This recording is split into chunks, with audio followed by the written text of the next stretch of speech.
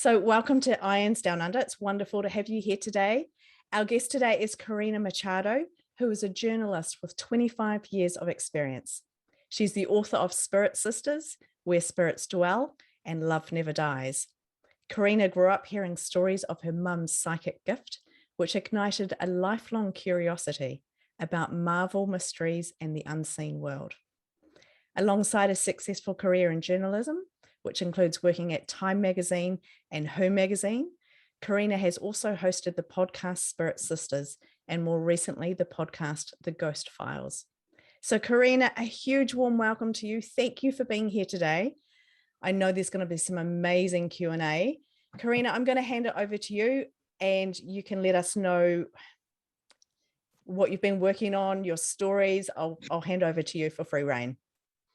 That's fantastic. Thank you so much, Kirsty, for that introduction. And thank you, everybody, for joining us today. I'm so excited to see so many faces, a few familiar ones, and thank you. I'm so thrilled to see you all. And to know that there are people from all over the world here today is really special. Thank you. So what I'm going to talk about today is I'm going to share my reflections on what a fascination for ghosts has led me to uncover over the course of my entire life. So it's a journey that's yet unfolding, of course. And these reflections are, for the most part, something that I've not really delved into publicly, but I really am compelled to share at the moment. I feel that the time is now. So what I'm going to do is just begin with a brief recap of how I came to find solace as a child in stories of spirit contact in particular. So stories themselves always brought me solace, but in particular, it was stories of spirit contact and stories of, as Kirsty said, mysteries and marvels that really intrigued me and that laid the foundation for my 3 books and the podcast that I host today, Spirit Sisters, as well as the one that Kirsty mentioned, The Ghost Files, which is dormant at the moment. But so the first thing to know is that I almost died before I was born. And it's a story that I tell in my 3rd book, Love Never Dies. Here it is. Yeah. It's a story about what happened when I was in my mum's belly, and we were still living in Uruguay, which is where I was born. We moved here when I was 2 years old. So my mum was sitting in her mother's kitchen, and we were having delicious pastries. And I say we, but I was in the womb. And the man that would go on to become my godfather, who was my mother's dearest, closest cousin, we called him El Gordo, the chubby one. I say we, but I wasn't born then. But he was in grief because his beautiful father, my mother's uncle, had died of a heart attack, and he was just over 40. Nobody could have known what was going to happen with his death. And my mother's cousin was grief-stricken. And as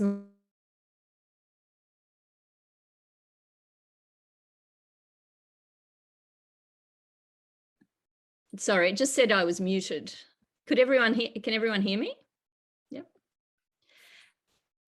Okay. And so as everyone was just sharing the pastries around the table, my future godfather came in carrying his late father's antique rifle, and he was just sort of pointing it around the table, playing with it. And my father said, don't do that. Don't do that, Gordo, that's not necessary. And he said, oh, no, it's just, what a beautiful piece. Look at it. It's gorgeous. And then he aimed it at my mum and went to press the trigger. And my dad just went like that and moved the gun, the butt of the rifle. And the bullet fired right past my mother's ear. And the bullet lodged itself in my grandfather's back door. And I actually came to see that bullet hole many years later when I visited Uruguay. And so there was that. And then a little later, around the age of 1, again, but just before we came to Australia, my mother found me unconscious in my cot. Now, this is only a recent inquiry that I've begun, that given my fascination that is also rather recent with near-death experiences, I do wonder, did I have a near-death experience in the womb and possibly another one later in my cot? What happened to me? And the reason I ask that is because I came to wonder about those things because of the child that I grew into. So I'm only realizing now that it was until my sister was born, when I was nearly 7, I was quite a lonely kid. And I was lonely because of how I perceived myself to be. Even then, I was a different kind of kid to other kids. So for those of you who've had near-death experiences, and those of you who are fascinated by them like I am, you'll know the kind of symptoms. So I could never understand violence. The idea of enemies in films, the baddies and the goodies, I was just baffled by that. I thought, it never made any sense to me. Any kind of competition was completely alien to me. So I was never the best sportswoman, to be honest, because of that. I was quiet and watchful. Any kind of conflict that I would witness, whether it was on the television, in a film, or between my parents, was, to me, it was like touching a hot surface. It burnt me and it hurt me and it scarred me, as I later came to realize as well. So I was most comfortable with my books, with reading and writing, and that's something that continues to be a balm for the soul for me today. So all of these things made me kind of different from other kids. And my usual way of dealing with any discomfort that would arise or any fear was to withdraw into my world of books and stories. And the burgeoning idea that there was something, another kind of life beyond the physical, began to appeal to me and began to offer hope. So this all kind of culminated when I was 7, and I read in a kid's science textbook that one day the sun would consume the earth, one distant day, but nevertheless that idea just it implanted itself in me and did cause a lot of fear, a lot of sleepless nights as I tried to imagine this kind of nothingness. But again, it was retreating into those stories of comfort that for me came with, reading about mysteries, the spirit world, all sorts of marvels, and also losing myself in the stories that at around that age, when I was 7, my mother began to share about her contact with the spirit world and her moments of sensing the imminent deaths of loved ones. And that's why, as Kirsty said, those stories ignited my passion. So that's just the brief recap of childhood. But later on, when I was a young mum, a little lost and unsteady, once again, it was my love of stories that sustained me. And again, especially stories about spirits and mysteries and the unexplained. And that led to me writing Spirit Sisters, my first book, which came out in 2009, because if those stories brought me comfort, my heart whispered to me that they would also bring other people comfort. And I was aiming the book primarily at women at that point, because it just seemed to me like the right thing to do at that moment. And to me, I discovered a word later on, which I absolutely love. It's a word called hiraeth. It's a Welsh word, and it means a longing for a home that you've never actually, that you don't know of, but you have this longing nonetheless. And to me, those stories assuaged hiraeth, So I didn't know it then, but the winding path was leading me ever closer to questions about what is behind the appearance of a spirit. So I began to move beyond the fascination for the mystery of the moment to actually go deeper and try to find out what is the source of the appearance of a spirit. And you might be wondering if I've ever seen one myself. In the first page of my first book, Spirit Sisters, I write about an appearance of a spirit that I saw when I was, again, at this key age of 7, which is when my sister was born. I saw this spirit, and other things also sort of coalesced at that time. But in our family folklore, we call him the Colonel, because to me it looked like a man dressed in military uniform, and I could see something shining here, which now, interestingly, thinking of it, I wonder, what did I see? What did I see? Was that some sort of a shining heart, or what was that I saw, that I interpreted as a colonel, and we called him the Colonel? But then at around the time that I said I was this young mum brewing this idea for this book about women's experiences of the paranormal, my husband saw some very flesh and blood looking apparitions in our home, 3 of them. And so then that really put me in that mindset of trying to uncover what is not only what is behind the appearance of a spirit, but also what is it that ignites this possibility in people to be able to sense, and in some cases, as my husband did, see the spirit world. So then that winding path was going, and there was Spirit Sisters was published in 2009, and I went on to explore the same topic in 2 other books, Where Spirits Dwell and Love Never Dies. And if you like, I think it would be a good time to share just a couple of my favorite stories from the books. There are so many. It's hard to pick. It's like choosing amongst your children, but there's everything. In Spirit Sisters in particular is really, of all of my books, it was the most popular, and it's also a real grab bag of stories. So you've got not just the spirit encounters, but you've also got people seeing their doppelgangers. You've got there's a woman who had this amazing encounter with a creature she called an angel, but that really looked anything but an angel as we perceive it. But this creature was beautiful and was bringing her the most beautiful tidings of a longed for child that she was in her late 40s and had been trying to have for years through IVF. And after seeing this creature perched in the branches of her avocado tree just beyond her balcony, she did indeed go on to conceive this longed for child and have him. So he was a harbinger of very good news for her. And I love that story. She is Iranian in heritage. And so this creature has some connection to her heritage, I feel. So there's that. There's the story of, an intruder who, well, he was a ghost, but he looked so like a flesh and blood man that my interviewee, Emma, was convinced that what she was looking at was a person standing at her bedside table trying to steal the jewelry and whatnot that she had there. But look, so she described him lean and muscly, but not very tall. The 40-something man stood only centimeters from her partner's head. With a swoop of her stomach, she realized by his overall grayish coloring that he wasn't alive. She sat up, her blonde hair in a tangled tumble around her shoulders, and she stared at him.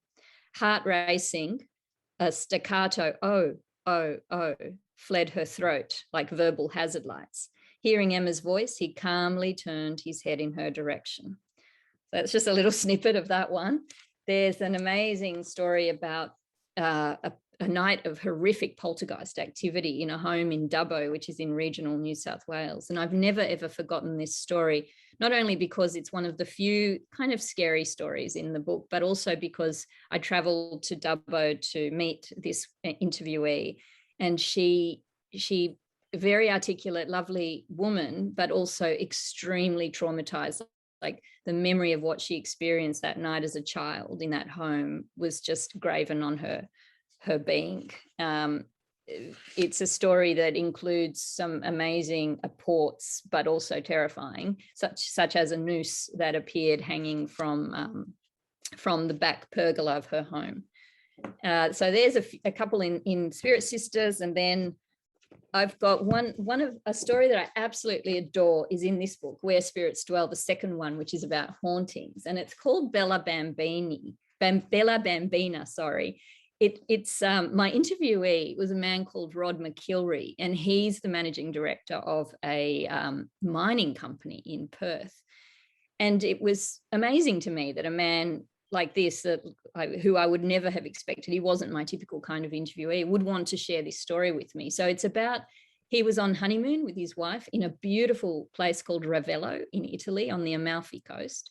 And he stayed at this luxurious place called Villa Cimbroni. Sorry if that's not correctly pronounced, but it was a place that began life in, I think it was the 11th century, so an ancient building. So he tells here what happened. I was lying facing towards the center of the bed, and I felt this physical bang on my right shoulder twice. Tap, tap, recounts Rod. I didn't think much about it. I sort of half woke up, and I can remember half coming out of a deep sleep and thinking, well, what's that? No, that's just not possible. So he's a scientist, he's a geologist. This is nothing that he was ever interested in. So this literally happened out of the blue. He started to drift back off to sleep. Then there was another physical tap, tap on my shoulder. By this stage, I was fully awake and I turned halfway onto my back, leaning on my left shoulder, and looked over, and there was a little girl standing there.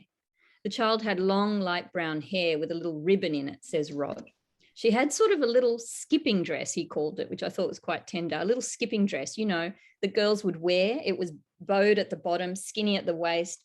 It was bizarre because I can remember thinking, why aren't you freaking out that there's a little girl in the room? I was very calm. There was a pervasive calm. Rod didn't speak to his visitor. He says, I thought to myself, what are you doing here? And so in answering it seemed like she answered his question, even though he'd just thought it to himself. She wandered over to the foxtel. So this is at about 2:30 or 3:30 in the morning. I looked at the television and I looked back at her and she had a little smile on her face. She had responded to his unvoiced question. I looked past her and there was a woman standing maybe 6 meters behind her. She was vague and indistinct, but I understood that she was a nanny or a nursemaid. The overall impression I got was that she was watching a mischievous little child wake up one of the guests because she'd discovered this newfangled thing called foxtel. So she was aged, so to his appearance, Rob said she was aged about 10, looked just like any flesh and blood child, but she was dressed in those fiddly fashions of what he sort of assumed was the first decade maybe of the 20th century. He said she was carrying something, but he doesn't know what it was. And he said it was, to his quote, I can't remember what it was, something that she just would have taken out of her little room. Like there was this lovely tenderness about how he shared the story. He said it was like a cloth, a type of security blanket. So there's lots of incredible detail in his account. She was very distinct with a little button nose and chubby cheeks. She was a real little girl, a very jolly, joyous, vibrant young little girl, he says, with a voice rich with affection. I turned over to wake up my wife to tell her, look, there's a little girl in our room. And I turned back and she was gone. So the amazing thing about this story is that the next morning, after he and his wife had breakfast, they talked about what he'd seen. The wife went off to look at some photos to explore the grounds. And there was an area that in the garden or the courtyard outside that had photographs of people, famous people like Winston Churchill, who'd visited this amazing place, and Virginia Woolf, the author. And Rod eventually met his wife after he'd finished his whatever he was doing that morning. He met her and they continued this walk along that gallery together. And what happened was he saw a photo, and I'll see if I can find the photo here. But basically, he recognized the spirit that he'd seen. And when he mentioned it to the management, they said, oh, you met Violet. So he had seen a spirit called Violet Trefusis, who was a famous figure in literary circles in England, who'd actually died in 1972, aged 78. So this is a particularly fascinating story because she went on to live a long and very rich, somewhat scandalous life. So she was known for having an affair with a writer called Vita Sackville-West. And so they were all involved in this society life of Britain at the time. And so it's very interesting. What did Rod see? You know, did he witness some sort of time slip? Remember, the nanny was there. We know from apparitions and from spirit contact that a spirit can perceive themselves at a time that was perhaps special to them or a time that they were comfortable in. So maybe she chose to show herself that way. But this is a story that I find utterly intriguing for that reason. But later on, Rod and his wife Stephanie had a little girl and they called her Violet after this spirit. So I'll find you I wonder if you can see the picture there. That's her there with her little sister, Violet Trefusis, famous literary figure. So that's that one. What else?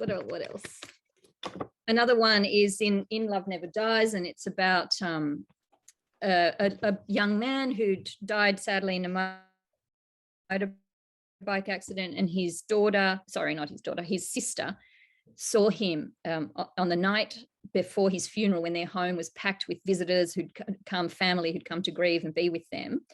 And so she was sharing a bed with her mother, who had knocked herself out with sleeping tablets. And the interesting thing about this story is that the light was on. My interviewee was sitting up in bed reading, so she wasn't asleep. There was no darkness. And something made her feel like something was about to happen. And she looked to the bed and she saw her brother, clear as day, in a sort of praying pose, staring directly at her and her mother. And he had a message that he was communicating, and his message was, look after mum. So I particularly love that story, even though it's sort of simple in terms of all the amazing stories I've heard, comparing all the amazing stories I've heard. But it's that detail of her sitting up in bed, completely awake, and sharing the bed with her mother and having the light on. And then he appears. So there's just a few that I thought I'd share with you. Obviously, I've got probably hundreds and hundreds, but so given all of these amazing stories and the pleasure that I still get hearing them and sharing them and creating a sense of community for people who've had these kinds of experiences, I wanted to continue to do more of it. So I launched my podcast, Spirit Sisters. It sort of timed to celebrate the 10th anniversary of the release of the book, and which came out in anniversary format, in a new format. And soon after that, I was commissioned by a magazine publishing company to create a similar podcast called The Ghost Files. So that went on for a year. Really wonderful, wonderful interviews I did there. I was thrilled to meet these amazing people, everyday people sharing their stories of not so everyday moments. And at the end of each episode of The Ghost Files, I would ask every guest the same question: what can an encounter with the dead teach us about living?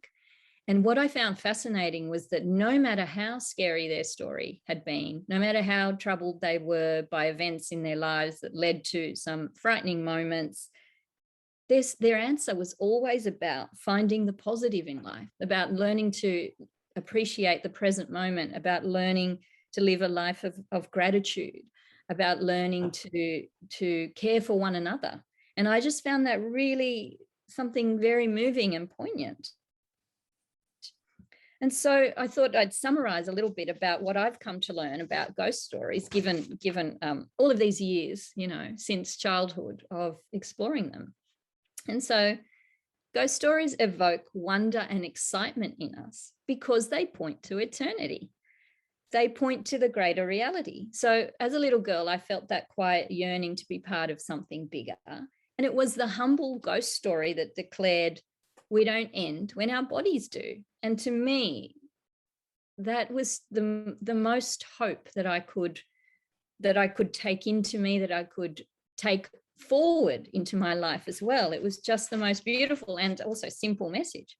Critics tend to pick apart those simple messages that our late loved ones tend to deliver from the other side, like "it's okay" is the classic one. It's okay, for instance. But it strikes me that the message is so simple because it's their very appearance or presence on this side of the veil that is the message. So whatever they say to us is bonus, but just the very fact that they're there to see us, that points to eternity again. And even the saddest ghost story can heal us because it is a little portal to a very peaceful place where we can imagine our late loved ones are, and it can introduce a new memory into a bereaved person's heart.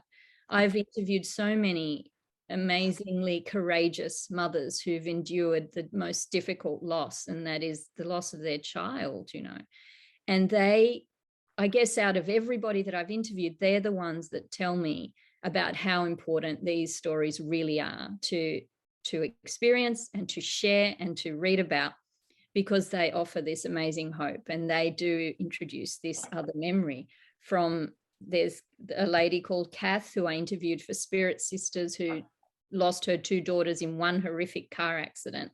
And she was suicidal in the wake of this dreadful, dreadful loss. They're 2 little girls, aged 9 and 10.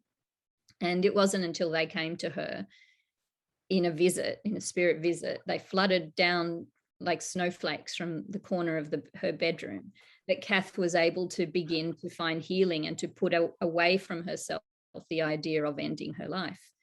There's a lady who's become a beautiful friend of mine, Michelle, whose divine little boy died in a road accident. He was run over, sadly, at the age of 4. And she has gone on to find hope in the messages that he sends her from the other side, and also the purpose that she's found in pouring herself into advocacy work and raising awareness so that other little children don't die in this way.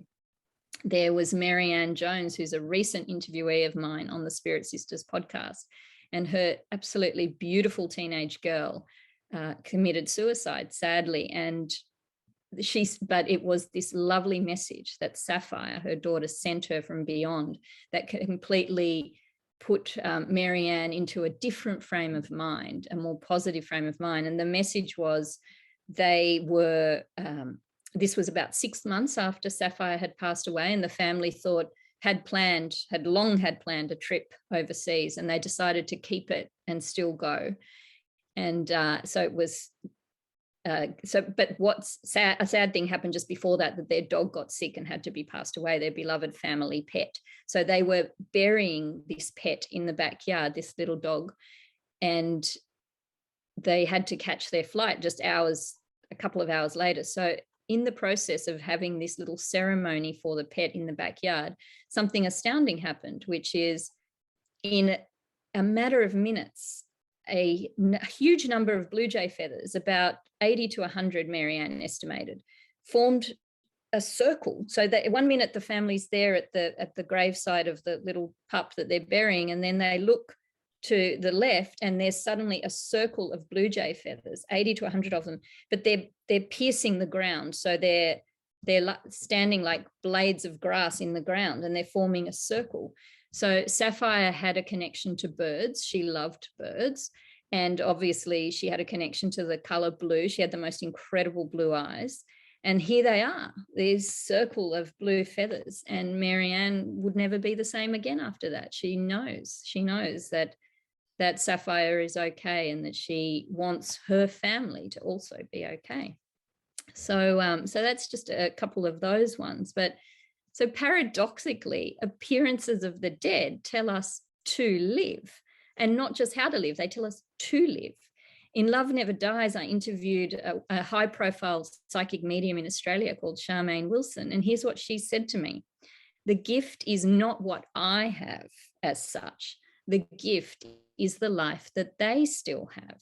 So when a spirit shows up, they're giving us the gift of knowing that there is only life. So ghost stories are a portal to spiritual inquiry. Know thyself, they say. They ask, what are you really? Really, what are you?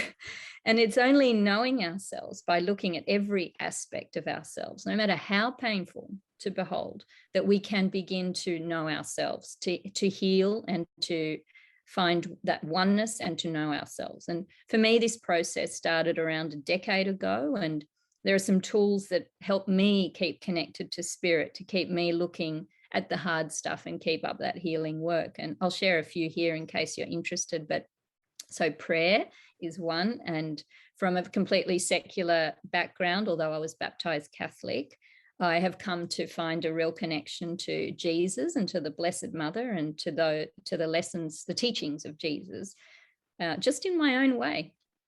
I've just found my way there, and I feel very comfortable with his words. And there's meditation, which does not come easy to me, but I keep trying. I journal, of course. Spiritual poetry has been coming through me a lot in the mornings. I study a spiritual text called A Course in Miracles. And all of this, the result of all of this has been an increased sensitivity and intuition, a stronger connection with spirit. I've received messages and dreams and images which are really profound. Sometimes, very rarely, I'll receive a message in meditation. One of my favorites is, and that it still stays with me and I am still uncovering layers of, was the words I woke up with one morning: wake up and help me write the words to my song. And I love that. So sometimes I will wake up with these phrases as well. That one came in meditation, but if I read from my dream book, my goodness, there's been so many. One of my favorites was at the end of 2019, which obviously is just before COVID. And I had a dream about somebody who was a challenging person in my life. And out of her lips came the words, "I am the God who pulls the rug out." And I thought, oh gosh. Another one, not much later, "Have I shown you the significance of the gifts of the night?" I woke up with those words, write them down quickly. I dreamt in April of last year of a beautiful chapel that I had, or that somebody had built in a little area of my back garden, which was at the time very neglected and weeds, and it was not loved. And I woke up knowing that this little chapel had some connection. It was a message from the divine, the Blessed Mother. And I knew that I had to go and just sweep it up. And it was like sweeping the cobwebs from my soul.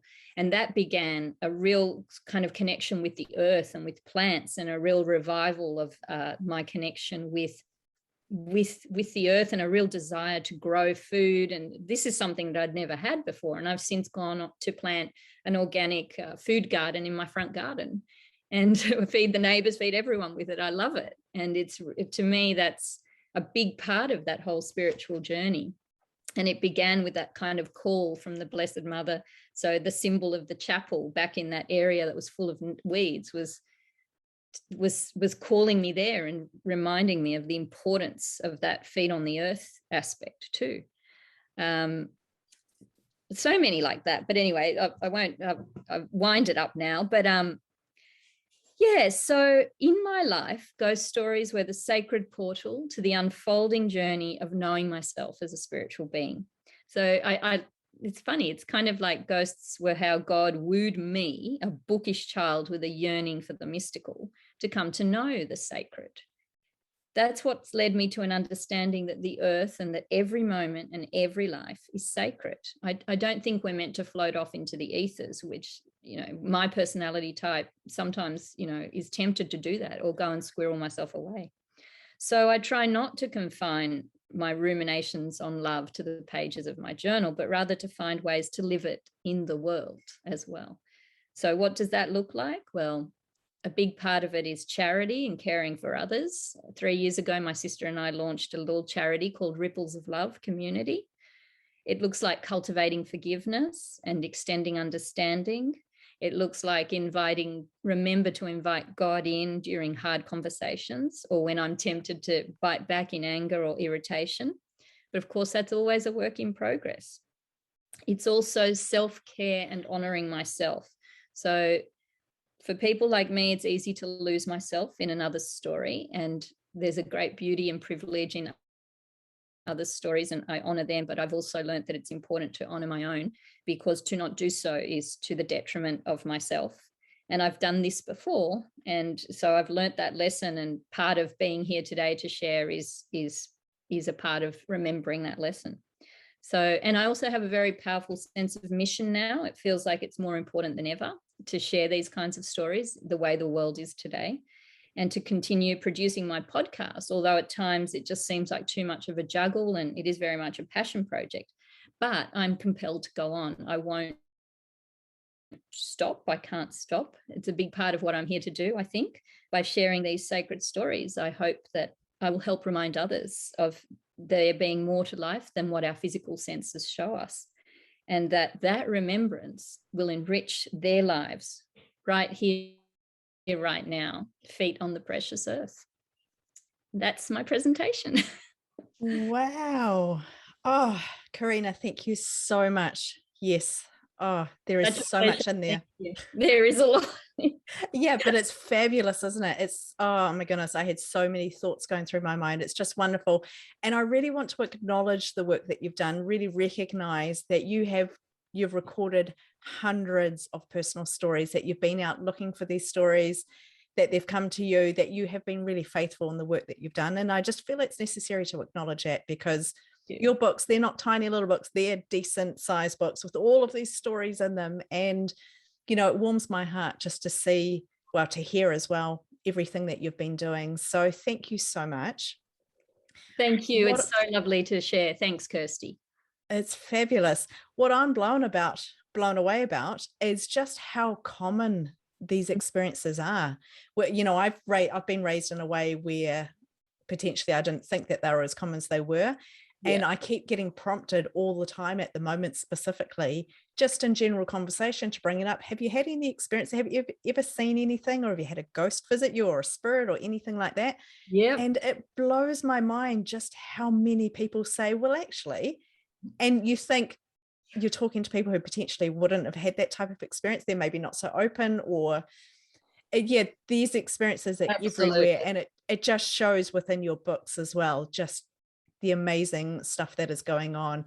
I love what you've talked about. I love your steps too. I can't remember your tools that you talked about. Thanks. They were really, really great. So I encourage all of us to do that, and to sit and be still, and to journal, and to pray, and to meditate, and find out, I guess, what resonates with us. Exactly. Yeah. Yeah. Yeah. So on behalf of IANDS Down Under, I want to say a huge thank you. We are going to go over to some Q&A. We're going to stop recording at this point, and I'll bring everybody back onto the screen, and we can have some Q&A. I've got a couple of questions before we do that, before we do stop the recording. I just want to ask, my question was around when you were 7 years old, what was that like for you to see what you saw? Was that frightening?